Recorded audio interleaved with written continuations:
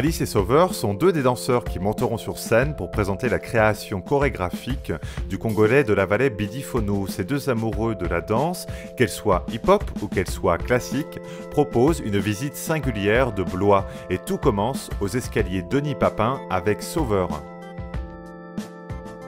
Je pensais pas qu'un jour on pouvait retrouver sur ce genre d'événement faire un grand événement sur la sapologie. Parce que non seulement il y aura un spectacle, il y aura un bal, il y aura des défilés sur la sapologie. Pour moi c'est une évolution, c'est pour la sape.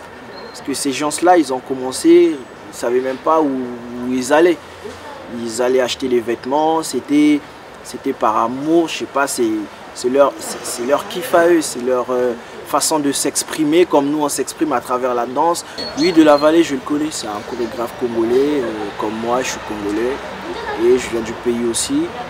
Et pour moi c'est toujours enrichissant en tant que danseur d'aller chercher, découvrir, faire autre chose que ce qu'on a l'habitude de faire. Parce que comme je vous ai dit, je suis un danseur hip-hop et pour moi faire de la danse classique ou de la danse contemporaine, ça m'apporte beaucoup. Un danseur qui m'a vraiment marqué, il s'appelle Taez, c'est un américain, c'est un crampeur. Le cramp, c'est un style de danse hip-hop aussi, mais qui est un peu agressif. Si vous avez regardé le film Rise, c'est un film qui parle un peu du cramp et du rise. Voilà, c'est une danse un peu qui tient ses racines de la danse zoulou au fait, des Sud-Américains, des Sud-Africains. Donc du coup, c'est une danse un peu agressive. Et celui-là, le crampeur Taez, je l'aime bien. Je l'aime bien parce que, je sais pas, je trouve qu'il est un peu comme moi. Parce que c'est une personne qui aime bien les défis, il lâche pas l'affaire, il est déterminé dans ce qu'il fait. Et ça fait longtemps qu'il est là. En fait, c'est le créateur du cramp même. Et jusqu'aujourd'hui, il est toujours là et il est toujours fort. C'est au château de Blois que les danseurs préparaient en fait le terrain. En arrivant, la danse prend le pas sur la discussion pour quelques mouvements préparés. L'occasion de voir le duo en action et de parler de leur ville, notamment avec les souvenirs d'enfance d'Alice.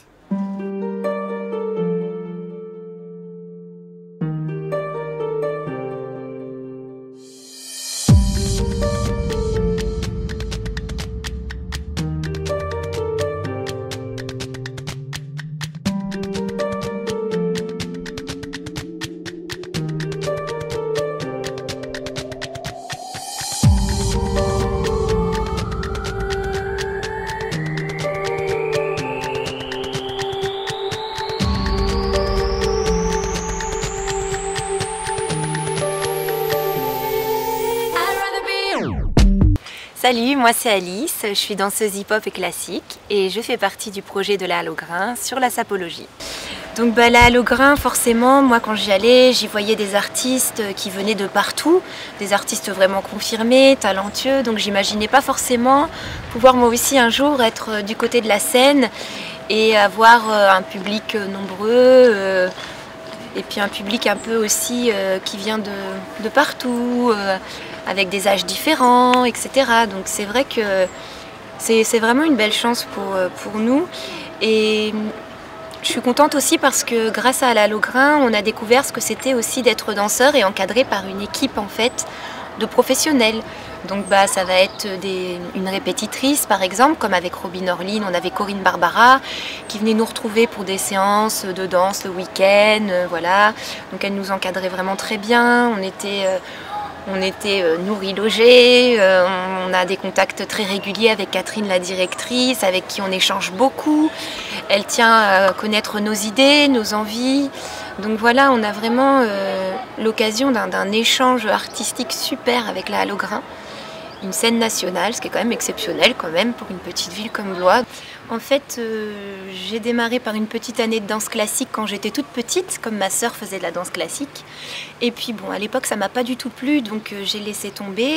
Et puis ma maman m'a orientée plus vers le hip-hop. Et c'est vrai que tout de suite, ça me correspondait beaucoup plus. J'étais quand même une petite fille assez énergique, qui avait du mal à rester assise, qui aimait bien s'exprimer, etc. Agitée, donc forcément j'ai trouvé dans le hip-hop un peu de quoi me fournir une belle énergie. Donc voilà, et puis après l'adolescence quand même, je me suis rendu compte que j'aimais beaucoup la danse classique et notamment la musique classique. Et c'est grâce à la musique classique, notamment aussi parce que je fais de la musique, que j'ai eu envie de danser sur la musique classique et de me remettre à la danse classique. Et là pour le coup, la rigueur, le placement, les pointes de pied tendues, etc. Tout ça c'était vraiment des choses qui me semblaient beaucoup plus naturelles et avoir beaucoup plus de sens que quand j'étais petite, quoi. On s'engage dans un projet, mais ce qui est bien, c'est que ce ne soit pas que de la danse. Qu'on puisse aussi, nous, découvrir d'autres choses, d'autres passions peut-être, et puis se montrer un peu plus polyvalent aussi. Parce que finalement, en danse, quand on fait un battle ou quand on est sur scène, il y a un jeu avec le public, il y a des attitudes à prendre. Et ça, par exemple, le théâtre, c'est un superbe outil pour le danseur. Donc même le chant, le travail du rythme.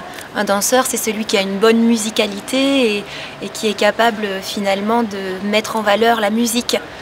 Donc voilà, je suis arrivé à Blois, vu que j'étais danseur et que j'aimais pas traîner, j'ai fait mes petites recherches pour savoir où je pouvais m'entraîner, ou s'il y avait des gens qui faisaient de la danse à Blois. Donc je me suis retrouvé à la Quinière. Je me suis retrouvé à la Quinière, j'ai retrouvé des danseurs, notamment l'association Artist Street, qui venaient de se former. Et en fait, quand je suis arrivé, je suis pas arrivé en tant que danseur, je suis arrivé en tant qu'intervenant. J'ai fait pas mal de scènes et j'ai été vainqueur avec mon groupe du pays qui s'appelle iDance.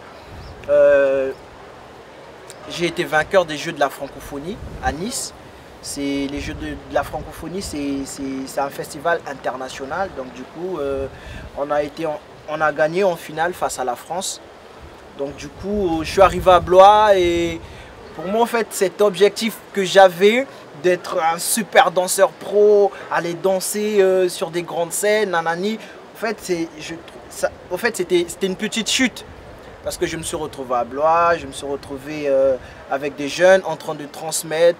C'était... en fait, au final, je me suis rendu compte que voilà, j'avais trouvé ma voie, en fait, dans la transmission. Parce que je me suis rendu compte que j'aimais bien transmettre ce que j'ai appris. Parce que, voilà, certains jeunes qui arrivent à la danse par exemple, ils ne savent pas pourquoi ils sont là au fait. Parce que tout le temps je demande à mes élèves, j'essaie de poser la question chaque année, au fait, pourquoi tu danses? Pourquoi je danse?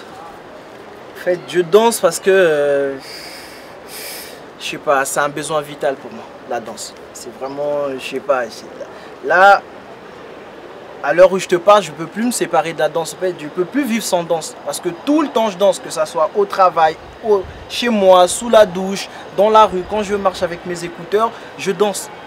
Donc la danse, pour moi, c'est vraiment un besoin vital. Je ne peux pas me séparer de la danse. Même si j'arrête de donner mes cours, de transmettre aux jeunes, ou que je m'arrête à faire des spectacles, monter sur scène avec eux, je pense que je danserai toujours.